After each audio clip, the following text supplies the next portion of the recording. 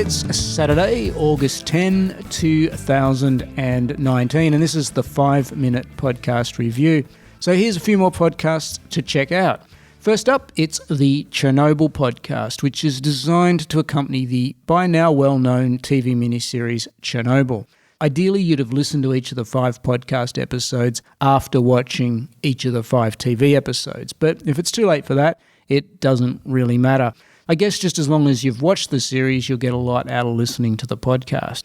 What we get is the podcast host, Peter Segal, talking with the Chernobyl TV series writer and creator, Craig Mazin, kind of doing a post-mortem on each episode. So we hear things like the where, how and why creative license was used in shaping some of the real-life events and the real-life people into the scenes and the characters we see on screen. And particularly in the first episode, we hear about many of the production decisions that were made, like, for example, the decision not to use Russian accents. So overall, it's a bit like those director's commentaries, or in this case, a writer's commentary that you used to get on DVDs. So if you're into the Chernobyl TV series or are still yet to watch it, I definitely recommend the accompanying Chernobyl podcast.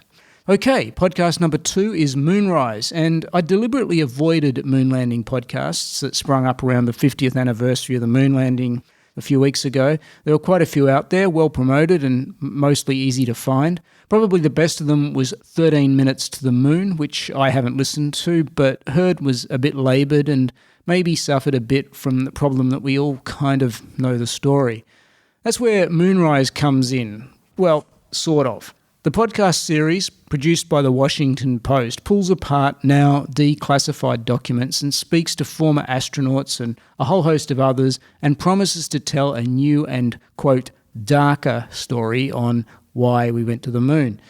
I've got to admit, though, I am now 3 episodes in out of what I believe will be 12 episodes, and it's still not clear to me exactly what the new and darker story actually is. There's a hell of a lot of setup going on and the slow pulling together of threads, which hopefully is leading to something new and revealing. I'm going to give it a couple more episodes just because of the reputation of the host and producer Lillian Cunningham, who's got a great track record in investigative journalism. So, yeah, I'm kind of damning Moonrise with faint praise at the moment, but maybe check it out for yourself, see what you think, or wait a bit and I'll give you an update in a few weeks' time. So, podcast number 3, well, this one sounded like it could be very boring, but actually I'm getting more out of it than I thought. It's called The Report, and it's a complete reading of the 448-page Mueller report. Exciting. But actually I'm going to say it's worth a listen, at least the episode's up so far. The point is made early on that we've all heard of the Mueller report, but few of us have actually read it, including many of the journalists reporting on it.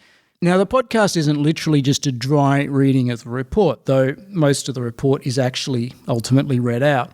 But what the podcast actually is a breakdown of the report, with expert commentary explaining the background to the findings, interspersed with direct readings from the report, which are then explored and explained.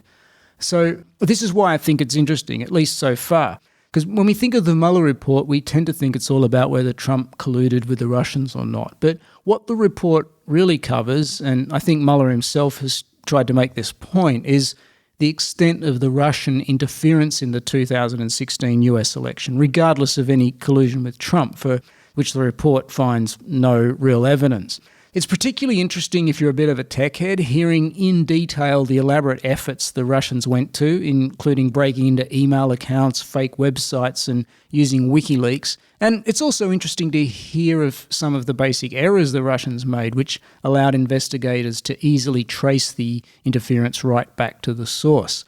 Listening to the report is a bit like having your smart lawyer and IT friends walk you through the 448 pages and discovering it's more interesting than you thought. Hopefully I'm not speaking too soon, there's more episodes to go, but so far the report is worth checking out. Okay, that's it. 3 podcasts, the Chernobyl podcast, Moonrise, and The Report. Links to all are on your screen, along with my email address, if you've got any podcast suggestions or want to get in touch for any reason. Otherwise, I'll see you soon with a few more podcasts. Thanks for listening.